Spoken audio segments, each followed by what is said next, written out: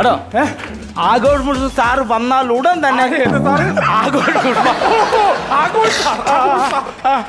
അടിച്ചല്ലേ Aghosh sir വന്നാൽ ഉടനെ നമ്മൾ സ്വീകരിക്കുന്നു. ഒരു കുഴപ്പമില്ല. ആഘോഷം അടിപൊളിയാക്കണം. ഞങ്ങളുടെ സാറിന് ഇതാണ് ഞങ്ങളുടെ സൂപ്പർ സ്റ്റാറിന്റെ സിനിമ.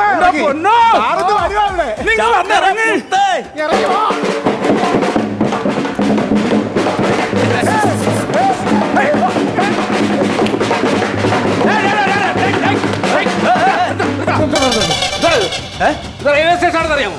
അതെ. എന്താ പരിപാടി ഇവിടെ? അല്ല സാറേ ഞങ്ങളുടെ സാറ് പറഞ്ഞു ഞങ്ങൾക്ക് സൈലന്റ് ആയിട്ട് ഇവിടെ നിശബ്ദത പാലിക്കണം. അറിയാമോ? റെയിൽവേ സ്റ്റേഷനിൽ നിശബ്ദതയോട്ട് നിൽക്കാണ്. അതെന്ത് പറഞ്ഞാ സാറേ പറഞ്ഞു? ട്രെയിൻ തന്നെ വന്ന അത് തന്നെ ശബ്ദ കോലാഹലം ഉണ്ടാക്കിയത്. ഞങ്ങൾ സൂപ്പർ സ്റ്റാർ തൈലഭിഷേകം നടത്താൻ വന്നവരാ. തൈലഭിഷേകോ? ഇവിടെ സാധാരണ പാലഭിഷേകം അല്ല നടത്തുന്നത്. പാലഭിഷേകമായിരുന്നു. ട്രെയിൻ 2 ദിവസം ലേറ്റ് ആയതുകൊണ്ട് പാല് തൈരായി. അതുകൊണ്ട് തൈലഭിഷേകം. എന്തോ ആയിക്കോട്ട് പോട്ട് ബഹളം ഉണ്ടാക്കാതാ ഇവിടെ നടത്തിക്കൊള്ളാം. അതൊക്കെ പോട്ട് നീ പ്ലാറ്റ്ഫോം ടിക്കറ്റ് എടുത്തിട്ടുണ്ടോ? പ്ലാറ്റ്ഫോം ടിക്കറ്റ് എടുത്തിട്ടുണ്ടോ? കൊണ്ട് കയറായി എടുത്തോടാ. ഇല്ല സാർ ഒരുത്തം കൊടുത്തില്ലേ? സാർ എടുത്തിട്ടുണ്ടോ? എനിക്കെടുക്കേണ്ട ഇല്ലല്ലോ. എടുക്കേണ്ട കാര്യം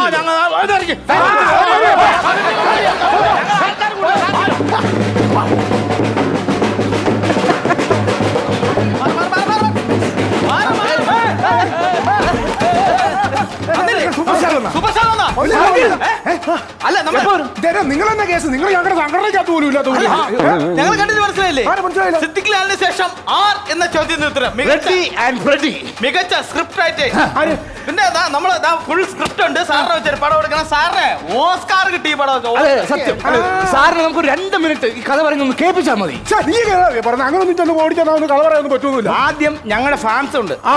ഫാൻസിന്റെ സെക്രട്ടറിയാണ്, പ്രസിഡന്റാണ്, ഖജാജിയാണ്, എല്ലാവരും ഉണ്ട്. ഞങ്ങളെ ആദ്യം കഥ പറഞ്ഞു കഴിഞ്ഞിട്ട് ഞങ്ങൾക്ക് ഇഷ്ടപ്പെട്ടാല് പുള്ളിക്കാരനെ കഥ എടുക്കും. നിങ്ങൾക്ക് കഥ ഇപ്പൊ ഞങ്ങൾ പറഞ്ഞ് കേൾപ്പിച്ചു തരാം. ണെങ്കിൽ നമുക്ക് ഇത് ഒരു അച്ഛനും മകനും. മകന്റെ തല പോടാ ഒന്നും വേണ്ട.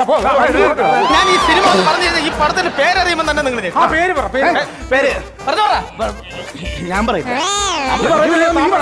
അത് ഞാൻ പറയൂല.